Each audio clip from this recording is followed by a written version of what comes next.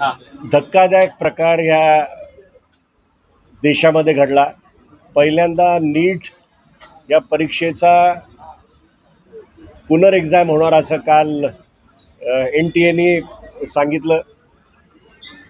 22,70,741 लोकांनी विद्यार्थ्यांनी ही परीक्षा दिली होती आणि खऱ्या अर्थाने जे इमोशनल स्ट्रेस काल त्यांना झाला की एकदा परीक्षा झाली की ते पुस्तकं बाजूला पडतात आणि 2-3 वर्षाची मेहनत कुठेतरी संपते असा एक विश्वास लोकांच्या मनात येतो। त्याला धक्का देण्याचं काम काल झालं।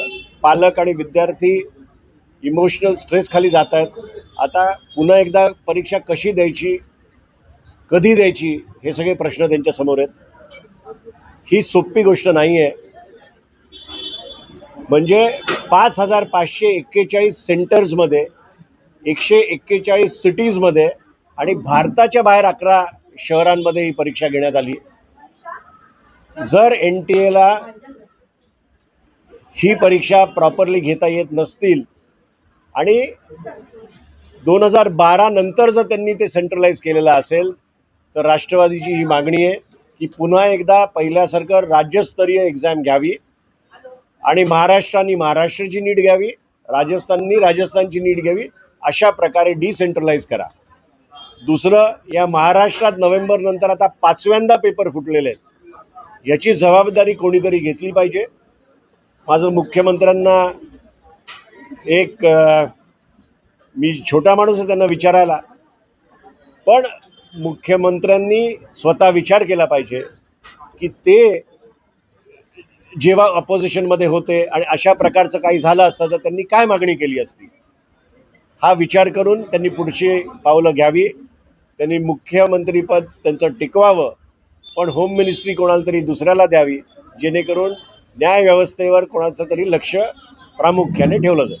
कुठेतरी साहेब नीट परीक्षेचा किंवा इतर गोष्टीचा जो कोणी मुख्य आरोपी असेल तो नाशिकच्या दिशेने येतो। नाशिक हे जास्ती चर्चेमध्ये आलं। नाशिक हे आत्तापर्यंत वेगळ्या गोष्टींसाठी प्रसिद्ध होतं।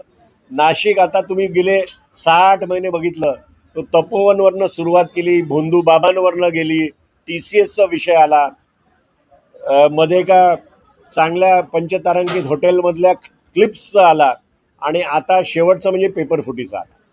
नाशिकवर लक्ष द्यायला पाहिजे। पालकमंत्री आपल्याला सगळ्यांना माहिती आहे कोण आहे, त्यांना बाजूला करून कोणाला तरी द्यायला पाहिजे। जसं बीडमध्ये जे हत्याकांड झालं तेव्हा पालकमंत्री बदलले गेले आणि अजित पवारांसारखा खंबीर असं नेतृत्व परत पालकमंत्री म्हणून लाभलं, तसं महाजन साहेबांना बाजूला करून कोणतरी स्ट्रॉंग पालकमंत्री नाशिकला द्यायला पाहिजे आणि सगळ्या न्याय आणि व्यवस्थेकडे लक्ष दिलं पाहिजे।